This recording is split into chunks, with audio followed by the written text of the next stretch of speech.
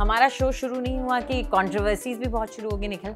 मेरे ख्याल से हम लोगों को रोज़ एक मसाला मिल जाता है, एक छोटा सा पटाखा कुछ बन जाता है कि आप इस पर चर्चा कर लीजिए। So I am not big on football. मैं सच्ची बात कहूँगी कि वो जो cricket earlier I use to enjoy watching cricket। अब मैं देखती हूँ पर उतना मेरा इंटरेस्ट उतना नहीं रह गया, पता नहीं, I don't know. I actually cannot tell you the reason। एक टाइम पे मुझे ये लगा, मैं बताऊं आपको कि बताओ, देखते किसका रीजन ज़्यादा मज़ेदार। मुझे लगता है ऐसे बहुत लोग कहते हैं, क्या होता है ना, आप जिन लोगों से आइडेंटिफाई करते हो, मे बी आपको सचिन तेंदुलकर, राहुल द्रविड़, ये सब बड़े पसंद होंगे। वो जब चले जाते हैं तो धीरे धीरे इंटरेस्ट चला जाता है। Is that the reason? That is the reason. And the younger ones, ये जब आते हैं और ये आपसे उम्र में छोटे होते जाते हैं, तो आप see there is always a thing ना कि आपको राहुल द्रविड़ क्यों ज़्यादा अच्छे लगते हैं। अब जैसे हमारा गर्ल्स हॉस्टल था, उसमें Rahul Dravid was like this big thing, Rahul Dravid. अब धीरे धीरे अब ठीक है, अब जिसको आप देखते हैं आपको लगता है कि अच्छा बच्चे आए हैं तो एक उस तरीके से जो आप एक थोड़ा सा आइडलाइज करते हैं वो भी कम हो जाता है। खैर, ये मेरे क्रिकेट पसंद करने की बात नहीं है, ये बात है कि मैंने कैसे गेस किया आपको क्यों नहीं चला? आपने उसका सैनिटाइज वर्जन बताया, बट मैंने बताया मेरे ख्याल से बहुत से ऐसे लोगों के साथ है यही होता है।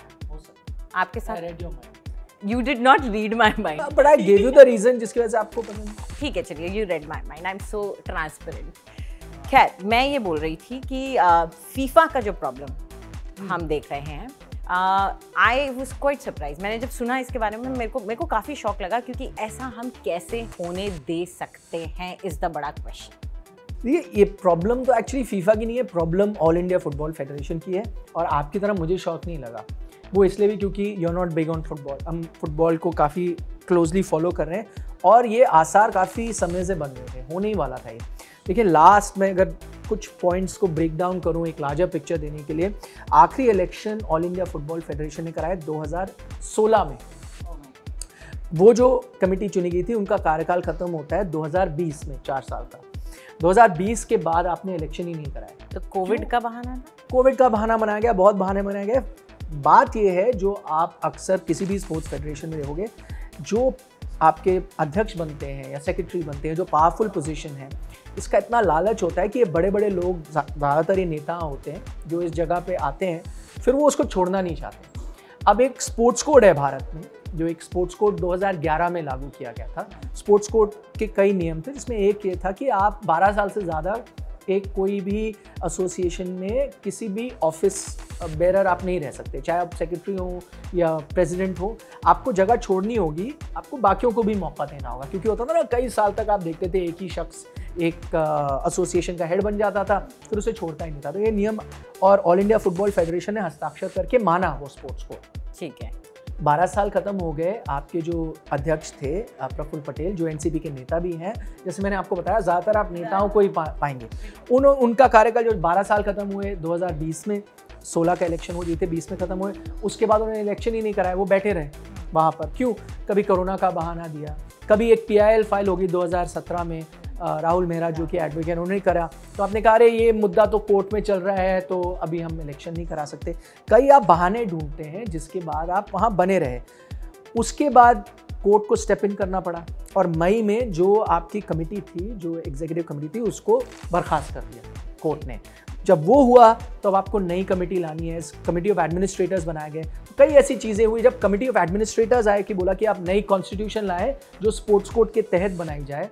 जैसे ही आपने वो किया, प्रफुल्ल पटेल जो अब अध्यक्ष थे, जिनको हटा दिया गया, वो फीफा के भी अध्यक्ष हैं। उन्होंने फीफा को बताया, देखिए ये क्या हो रहा है भारत में। फीफा के नियम कहते हैं कि थर्ड पार्टी इंटरवेंशन नहीं हो सकता, चाहे वो कोर्ट से भी क्यों ना हो।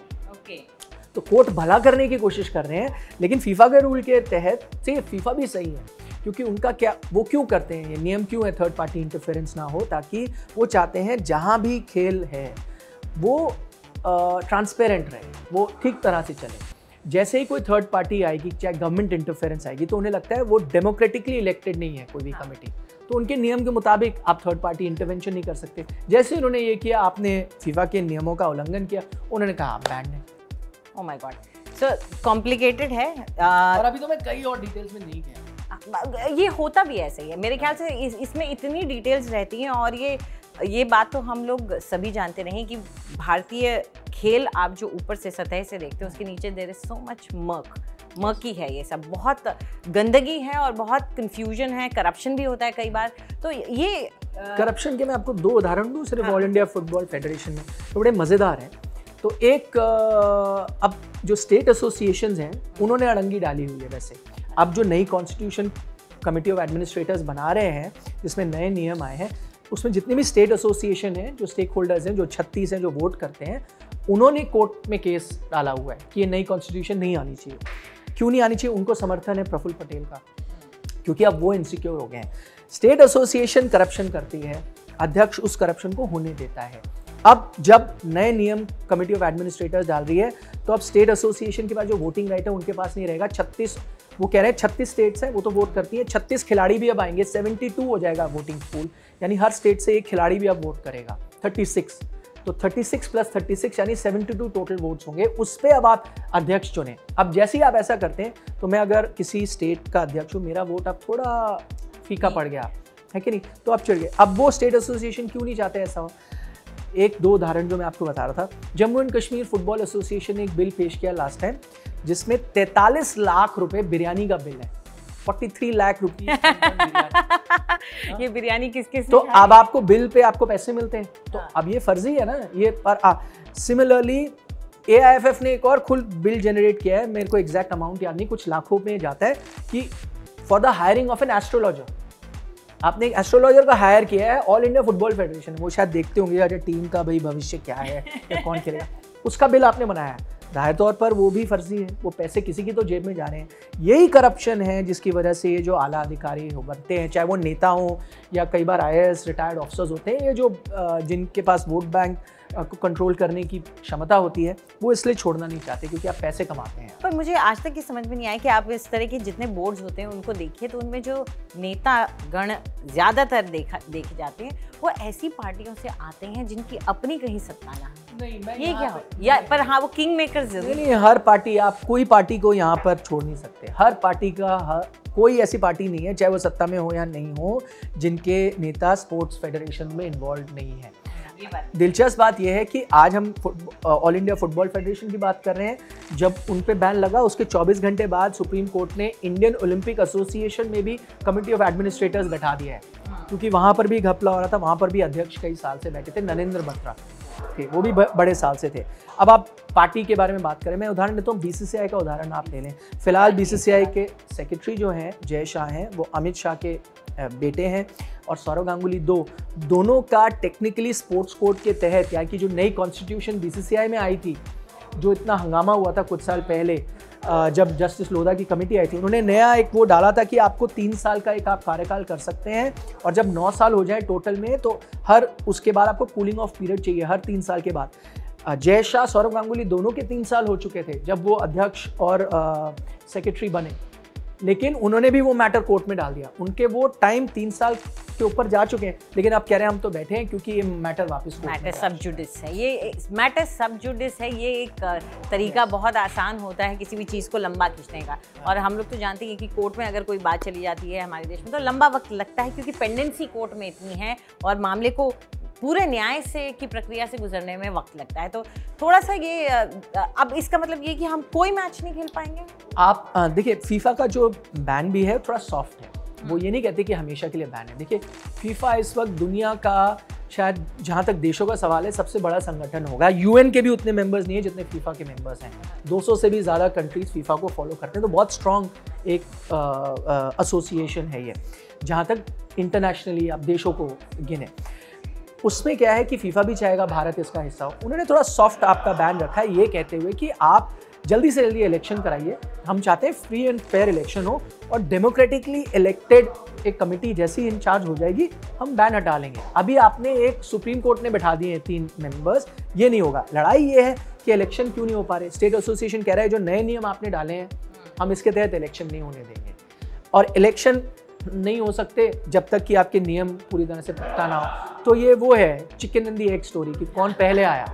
अब ये लड़ाई जारी है। अब लेकिन लेटेस्ट इसमें यह है कि सुप्रीम कोर्ट ने सेंट्रल गवर्नमेंट को कहा है आप तरीका ढूंढिए, फटाफट इनको इलेक्शन कराइए और जल्द से जल्द इसका समाधान ढूंढिए, पर वो कर पाएंगे या नहीं बहुत मुश्किल है। ठीक है, चलिए इतना तो साफ हो गया कि फीफा का बैन एकदम इतना हार्ड बैन नहीं है, उम्मीद करते हैं ये रिवर्स भी हो जाए। लेकिन चलते चलते क्योंकि फुटबॉल की बात हो रही है, एक ट्वीट ने लोगों को पागल कर दिया पूरी दुनिया में। एलोन मस्क कह रहे थे कि वो मैनचेस्टर यूनाइटेड खरीद लेंगे। हाँ, उसके बाद ये सोशल मीडिया पे वायरल हुआ, कई न्यूज़ ऑर्गेनाइजेशन ने इसको चलाया भी, ब्रेकिंग न्यूज़ के तौर पे भी चल गया, लेकिन बहुत जल्दी उन्होंने अलग ट्वीट भी कर दिया, बोला कि मैं तो मजाक ही कर रहा था। पर मुझे ये इस बात को लेकर हैरानी है, लोगों ने इस पे विश्वास कैसे किया। अरे भाई, उन्होंने ट्विटर खरीदने की बात भी तो ट्विटर हाँ, पे ही तो उसके बाद तो आपको देखो, आजकल हर कोई तो अपनी ऑफिशियल स्टेटमेंट ट्विटर के जरिए बोल देता है, जो उनको दिल की बात कहनी होती है वो ट्विटर पे बोल देता है, तो सब लोग तो यही मानेंगे कि ट्विटर पे जो बोले वो सही है। और बाय द वे, मैंने इंडियन एक्सप्रेस में पढ़ा कि एलोन मस्क के पास इतना पैसा है कि वो टॉप 50 सारी टीम्स को खरीद सकते हैं, और उसके बाद भी $107 बिलियन उनके पास ज़्यादा होंगे, जो कि अंबानी से ज़्यादा और वॉरेन बुफेट से ज़्यादा है।